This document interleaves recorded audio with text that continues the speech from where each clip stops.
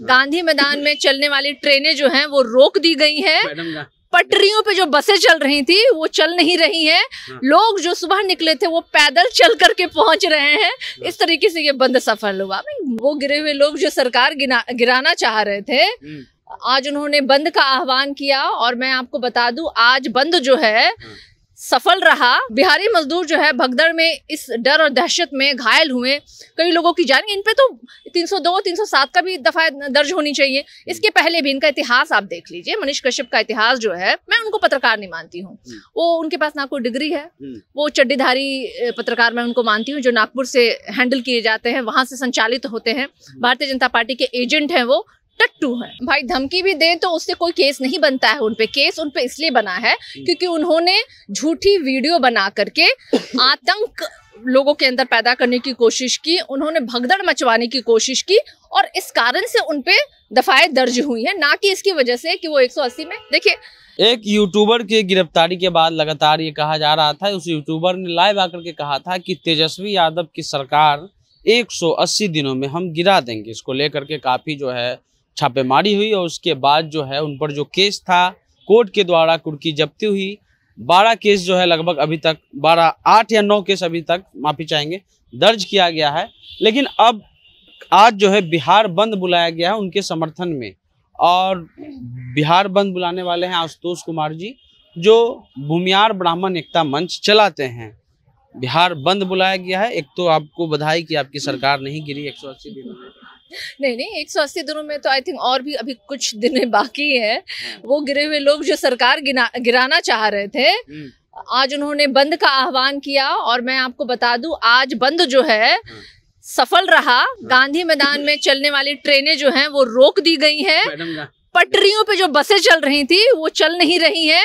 लोग जो सुबह निकले थे वो पैदल चल करके पहुंच रहे हैं। इस तरीके से ये बंद सफल हुआ। मजाक बना रखा है इन्होंने। लोकतंत्र के हत्यारों का सपोर्ट करने वाले लोग, संविधान का मजाक उड़ाने वाले लोगों के शहों पे कर रहे थे ये काम। 2 राज्यों के बीच में जो आतंकी माहौल बना रहे थे, ये तनाव पैदा करने की कोशिश कर रहे थे।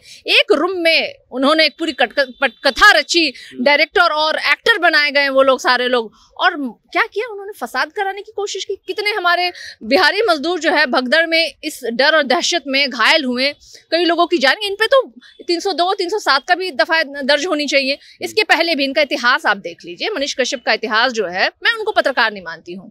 वो उनके पास ना कोई डिग्री है, वो चड्डीधारी पत्रकार मैं उनको मानती हूँ, जो नागपुर से हैंडल किए जाते हैं, वहां से संचालित होते हैं। भारतीय जनता पार्टी के एजेंट हैं, वो टट्टू हैं।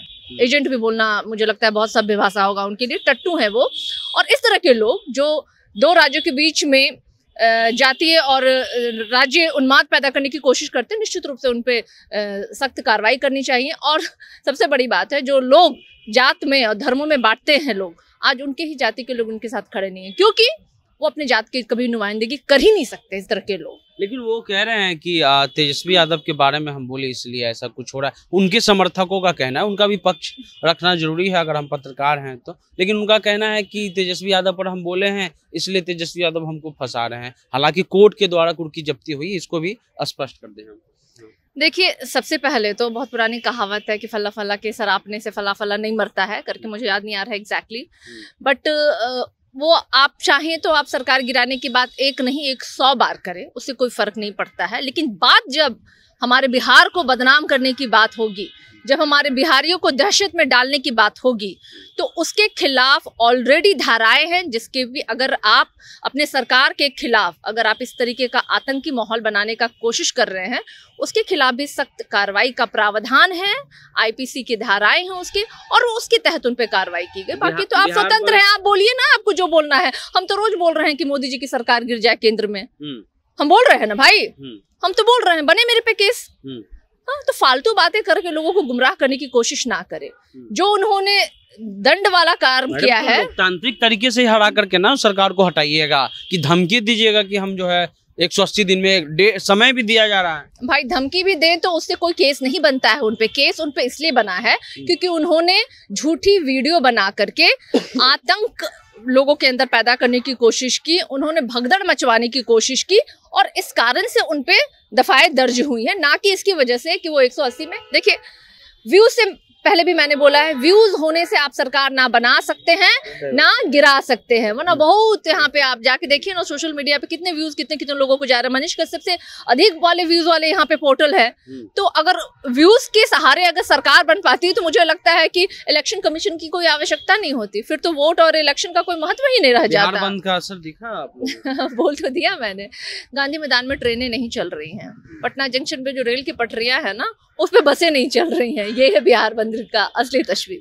चलिए, तो सारिका पासवान जी है, इनका कहना है कि अगर लोकतंत्र में आपको बोलना भी है तो बोलने का एक तरीका है, आप उसको ऐसे नहीं बोल सकते हैं। और इनका कहना है कि हम सरकार जो हटा सकते हैं, चुनाव लड़ करके हटा सकते हैं, किसी को धमकी नहीं दे सकते हैं और हम जो है धमका नहीं सकते हैं। जो केस हुआ है मनीष कश्यप पर, वो जो मामला हुआ यानी जो जक्कनपुर में जो घर में उन्होंने शूट करवाया उसको लेकर के केस हुआ है। सारिका पासवान है राष्ट्रीय जनता दल की प्रवक्ता।